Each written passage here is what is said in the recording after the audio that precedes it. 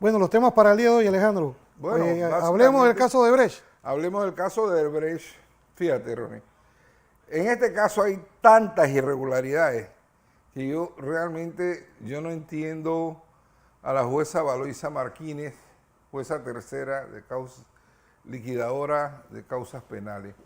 Esa señora ha violado todos los trámites y formalidades procesales en aras de perseguir a Ricardo Martinelli, si esa es la única intención de ella. Ricardo Martinelli, ella lo está jalando para el tema de Odebrecht, porque cuando Ricardo Martinelli era candidato a la presidencia de la República, candidato, no era presidente, no era funcionario público, era candidato, recibió un sinnúmero de donaciones políticas y esas donaciones políticas fueron a parar en propaganda, en medios, en material publicitario, y entre las empresas beneficiadas estaba Telemetro, Canal 13 y Televisora Nacional, Canal 2. Diario La Prensa. Diario La Prensa. Y toda la maquinaria mediática contraria o adversarios de Ricardo Martinelli. Esos eran los beneficiarios políticos, fueron los beneficiarios finales de la campaña política de Ricardo Martinelli. Y todo esto se dio antes de que él fuera presidente de la República. Así que nadie puede decir que estas donaciones tenían compromiso de obras ni nada, porque Ricardo Martinelli no sabía si iba a ganar o no iba a ganar. Entonces, a él lo jalan por eso. En el camino que se llevaron el principio de especialidad, y de conformidad con el artículo 8 de los tratados, del Tratado de Extradición entre los Estados Unidos y Panamá, él solamente podía ser juzgado en Panamá por los delitos por los cuales fue extraditado. Y ese caso de Odebrecht, él no fue extraditado por ese caso. Hay otro tema ahí con respecto a estas donaciones políticas. Las donaciones políticas no es competencia de los tribunales ordinarios de justicia, es competencia del Tribunal Electoral. El Tribunal Electoral es el que regula las donaciones políticas y es el que decide qué donación está de conformidad con la ley, cuál no. No es la jueza Valoisa Martínez la que va a decir. Pero lo peor de todo, que otras personas en iguales circunstancias que fueron reclutadas 5 años después y recibieron donaciones políticas, a esas personas no se les ha tocado, y recibieron donaciones políticas ya a sabiendas que había un problema con la empresa Constructora Norberto. ¿Cuántos representantes legales de esos medios de comunicación están en este proceso? Ninguno. Okay. Ninguno. Y eran los beneficiarios finales. Alejandro, sí. Hay otro tema que me gustaría que tocaras y es la información que tenemos a mano y que estamos revisando día a día con relación a todos los cheques y de todas las personalidades que recibieron. Si el delito es de uno, es de todos. Aquí no hay excepción de que este sí y el otro no. Entonces, se van a caer de espalda los que ven este programa cuando salga a la luz pública cuántas personas fueron sacadas de esas investigaciones. Uno, debes explicarle a las personas, Alejandro, qué tenía que hacer el fiscal de Odebrecht si quería que Ricardo Martinelli estuviese en este caso. Uno, si tenía que pedir extradición y posteriormente si tenía que pedir sección a la especialidad. Eso y el caso de Newbine. Explícale a los televidentes para que entiendan qué tenía que haber hecho el fiscal para que él pudiese tocar a Ricardo Martínez en este tema. El fiscal no podía hacer nada porque la solicitud de sección al principio de especialidad solamente lo pueden hacer las autoridades jurisdiccionales. Él en todo caso tenía que acudir ante una jueza y la jueza tenía que hacer todo el trámite de solicitud de excepción a través de la Embajada de Panamá, después al Departamento de Estado de los Estados Unidos, el Departamento de Estado de Estados Unidos, al Departamento de Justicia, para últimamente recibir la solicitud de excepción el juez Torres, que fue el juez de la causa de la extradición. ¿Qué tenía que suceder en el despacho del juez Torres para que la gente entienda? Porque muchas veces explicamos... El juez Torres, frente a una solicitud de excepción, tenía que llamar a una audiencia y dejar que las partes discutieran el tema de si se concedía o no la excepción. Pero cuando llega Ricardo Martinelli, Roniel, a Panamá, el propio juez, si podemos llamarlo juez de garantía, porque nunca garantizó ni un derecho de Ricardo Martinelli, Jerónimo Mejía, lo dijo en plena audiencia el primer día. El señor Martinelli tiene el beneficio del principio a la especialidad. Y así mucha gente dijo que él tenía el derecho a la especialidad. Pero ¿qué sucede? Cuando cambia el gobierno, este gobierno, en donde hay 6 altos funcionarios de este gobierno involucrados en el tema de Odebrecht, pero que no fueron incluidos en el expediente, este gobierno se dedicó a la tarea de promover una persecución judicial, utilizando para eso a la jueza Valoisa Marquine, quien recibe instrucciones de la presidenta de la Corte, quien a su vez tiene sus conexiones con la presidencia de la República. Y así es porque están persiguiendo a Ricardo Martinelli por ese tema. Un tema en el cual hablamos de donaciones políticas en donde el beneficiario final no fue Ricardo Martinelli. El beneficiario final fueron estas empresas. Repito, Telemetro, Canal 13, Televisora Nacional, Canal 2, la prensa.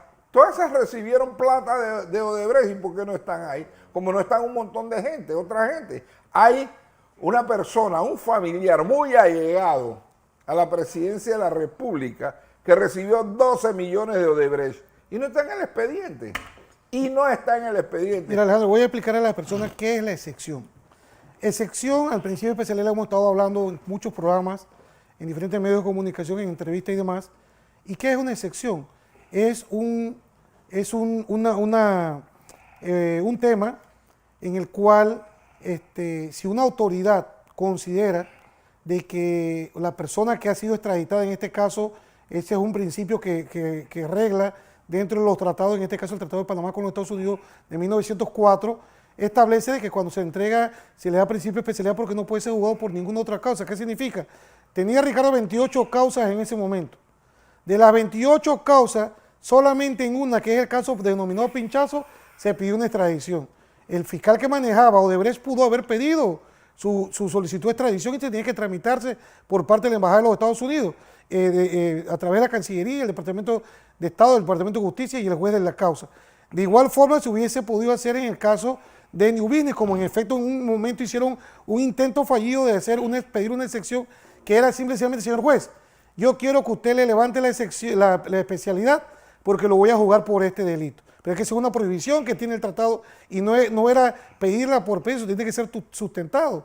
¿Qué hicieron los fiscales? En su momento, instruido por la procuradora de ese momento, que es Nisolda Porcel, el presidente Varela, el señor Rolando López alias Picuiro, ellos tomaron la determinación de que ellos están por encima de la ley y instruyen a estos fiscales para que hagan la petición de la excepción. Y el fiscal la hace, manda copia de la documentación en inglés y español directamente a la Cancillería y la Cancillería a la Embajada de los Estados Unidos. Esta documentación permaneció en la Embajada de Estados Unidos un tiempo y la Embajada de los Estados Unidos tomó la decisión de decir devolvemos esto porque esto está incompleto, esto no está foliado y esto le falta una serie de cosas. ¿Por qué? Porque la Embajada tenía que dar un aval, tenía que dar un visto bueno para que esa documentación pudiese pasar a sus instancias diplomáticas en los Estados Unidos y que surtiera lo que Alejandro dijo, de ir al Departamento de Estado, Departamento de Justicia y el juez Torres a hacer un juicio donde él iba a valorar la petición de la juez panameña que consideraba que si se tenía que hacer o no se tenía que hacer el levantamiento de esa especialidad. Pero la jueza no existió. Los fiscales de ese momento, tanto el fiscal David Mendoza como el fiscal de Meldo Márquez, violaron la ley, usurparon funciones de juez. Esa es una función que en un fallo de abril del año 2022, el primer Tribunal Superior de Justicia estableció quiénes son las autoridades jurisdiccionales. Ya ese tema de autoridad jurisdiccional se había tratado en el caso de Ana Matilde Gómez versus el exfiscal Arquímedes Sáenz, donde ella mandó o ordenó que se le pinchara el teléfono al exfiscal y en base a eso le levantó un proceso y lo sometió a una instrucción rigurosa, pero resulta ser que cuando eso fue a la corte, a las instancias respectivas, se pudo determinar de que ella no era autoridad jurisdiccional. Autoridad jurisdiccional son única y exclusivamente los jueces de la República de Panamá y los magistrados. Más nadie.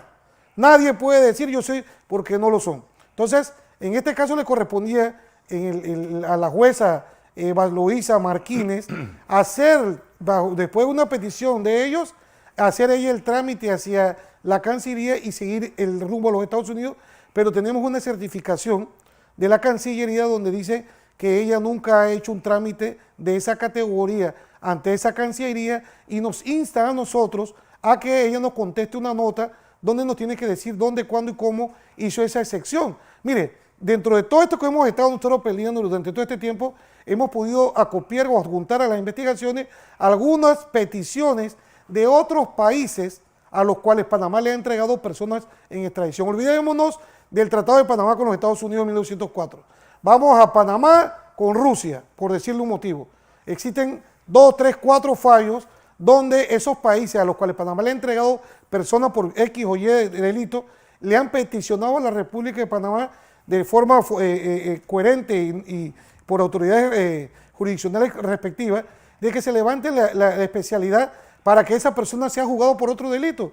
Y la República de Panamá, en sendos comunicados a estos países, producto de los tratados de extradición con lo mismo, ha contestado negativamente. No podemos dar el aval toda vez que la persona fue extraditada con principio de especialidad y es bajo esas normas de que solamente y exclusivamente es por ese caso que puede ser investigado. Pero ¿qué pasó? Emeldo Márquez fue más allá, emitió una resolución indagatoria que viola la entrega de Ricardo Martinelli a Panamá, toda vez que cuando lo marcha le entregan a Ricardo, lo recibe la Cancillería. Y a partir de ese momento que pisa territorio panameño, que se activa el botón de la especialidad y ellos nunca pidieron absolutamente nada, ordenaron la indagatoria, formularon cargos, fuimos a esa diligencia porque estábamos en una encrucijada, pero fuimos a pautar ciertas cosas. Fuimos a establecer claramente, uno, que él no renunciaba a su principio de especialidad, que el hecho de que se presentaba no significa que aceptaba absolutamente nada porque le estaban violando el principio. Y lo segundo, que se acogía al artículo 25 de la Constitución porque él consideraba que se le estaba violando el debido proceso, garantías y derechos fundamentales, y es por esta razón de que ellos le aplican medidas contra de forma inmediata, tanto en el caso de New Business como en el caso de Brecht. El día 11 de junio, Alejandro, y me vas a ayudar en este tema, cuando Ricardo pisa Panamá, a partir de ese momento todas las causas debieron haber sido cerradas. Todas. Nada más podía quedar vivo el caso Pinchazos, al cual fuimos 2 veces, violando los tratados internacionales, violando la Constitución con relación al doble juzgamiento, y salimos inocentes con Ricardo Martinelli en 2 ocasiones. Pero aquí se tiene que ahondar un poquito o hilar delgado. ¿Dónde está la excepción? Entonces nosotros nos dimos a la tarea de hacer un ejercicio de ir preguntando documentalmente si se hizo excepción en el caso tal, porque la defensa de Ricardo Martinelli en su momento, después del 11 de junio, de 15 días después, hizo la petición de que se archivaran esos expedientes. Y los expedientes no se archivaron. Entonces, uno de los fiscales, después de 4 meses, nos contestó 5 o 6 notas de 6 procesos que él tiene contra Ricardo Martinelli. Ahora dicen que es una sumaria sin acusados. Sin embargo, cuando la Corte pasó esos casos de la Corte al Ministerio Público, dijo que eran casos seguidos a Ricardo Martinelli. Entonces, además de eso, el fiscal fue coherente en contestar de que ellos no son autoridad jurisdiccional. Lo reconoce en 5 procesos y además establece que ellos nunca han pedido sección al principio de especialidad. Entonces, los 2 casos por los cuales Ricardo Martinelli está siendo procesado son 2 casos ilegales, porque se violó el principio de especialidad. Posteriormente, en el caso de New Business, tenía fuero y la jueza violó el fuero penal electoral. A pesar de las presiones políticas, accedieron la Corte en este mamotreto que hicieron en la inconstitucionalidad y anularon el fallo del Tribunal Electoral, pero la jueza violó. ¿Hasta dónde llega el ensuciar la justicia por perjudicar a una persona o no querer permitirle que corra la presidencia de la República?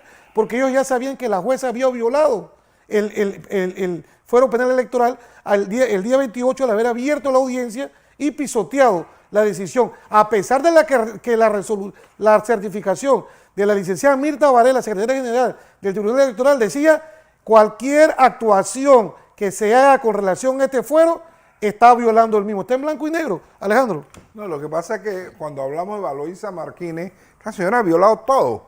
Ha violado el fuero, ha violado el principio de especialidad, Ahora está violando hasta las notificaciones, Ronnie. Esta señora no entiende o no quiere entender, o sea, pasa de viva de que las notificaciones en el proceso, en los procesos penales inquisitivo mixto, no se hace por medio de correo electrónico, se hace personalmente, se notifica personalmente porque así lo estipula el artículo 2199 del Código Judicial, que es muy claro, que no se presta a dudas. Ella tiene que notificar personalmente, pero ¿qué hace? Notifica con correo, cuando en los procesos inquisitivos ese tipo de notificación no cabe. Entonces ella se funda en un acuerdo del Pleno de la Corte Suprema de Justicia. Pero ¿qué pasa? Que los acuerdos del Pleno de la Corte Suprema de Justicia no pueden estar por encima de la ley. No pueden.